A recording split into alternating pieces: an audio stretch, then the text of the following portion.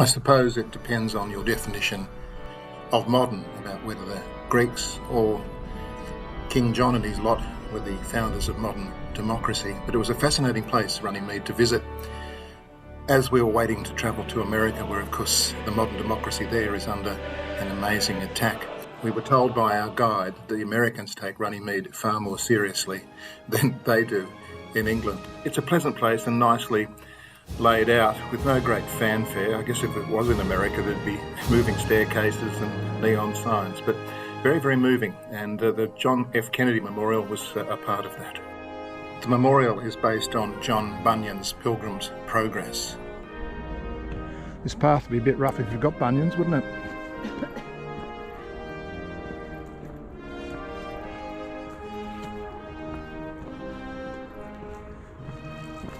So this is the Pilgrim's Progress to the JFK monument, and apparently the woodlands here are kept unkempt on purpose.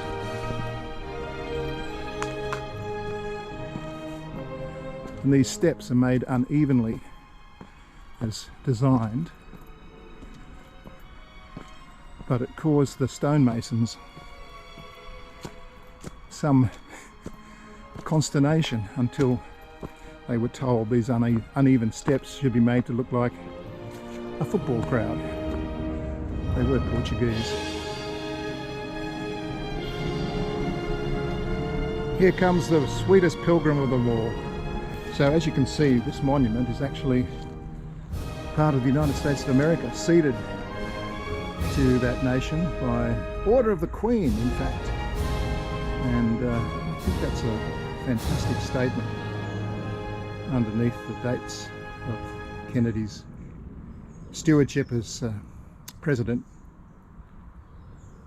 Let every nation know, whether it wishes us well or ill, that we shall pay any price, bear any burden, meet any hardship, support any friend or oppose any foe, in order to assure the survival and success of liberty. So here we have the oak, which symbolises the United States, and a hawthorn, which symbolises Kennedy's Catholicism. And there's another one over here. Quite a fascinating tribute. Her Majesty's also got her own oak tree here as well. But it's the Americans who've really got the most out of this whole thing here on the water meadow at Runnymede.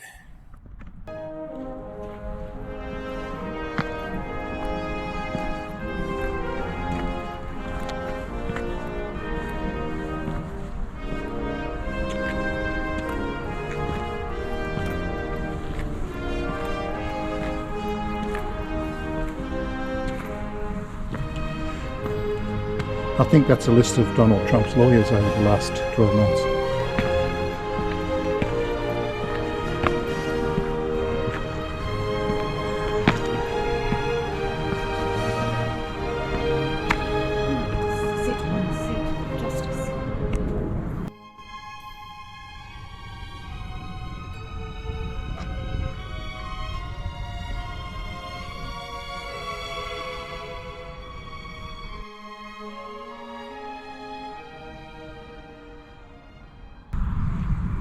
No free man shall be taken, imprisoned, outlawed, banished, or in any way destroyed, nor will we proceed against or prosecute him except by lawful judgment of his equals and by the law of the land.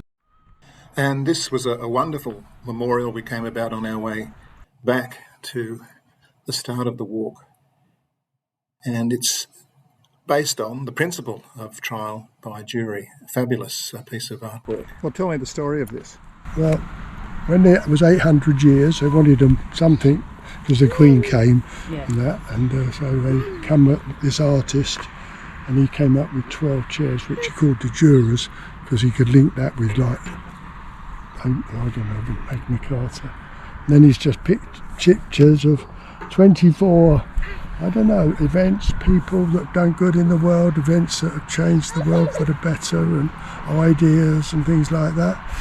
And he'd like you to sit there and think for another 24 for yourself, you know.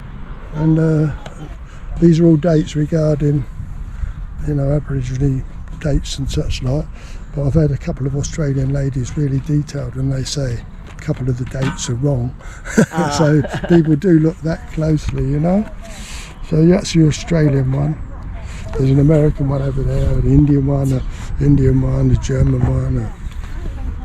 This is about slave trading.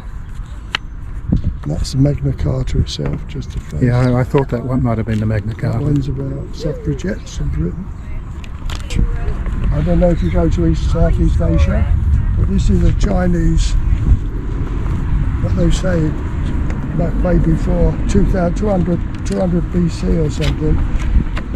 The Chinese decided that, a bit like our Magna Carta, they would base their society on these three words. And I've had Chinese people read it, but one lady, she said, well, that's wonderful, you've got that there. She said, if you went to anywhere in Southeast Asia, they would know what you're on about with that one. The water meadow at Runnymede, writ large all over the world, in America, in Asia, in Australia, and of course in Great Britain, thanks to King John and his barons.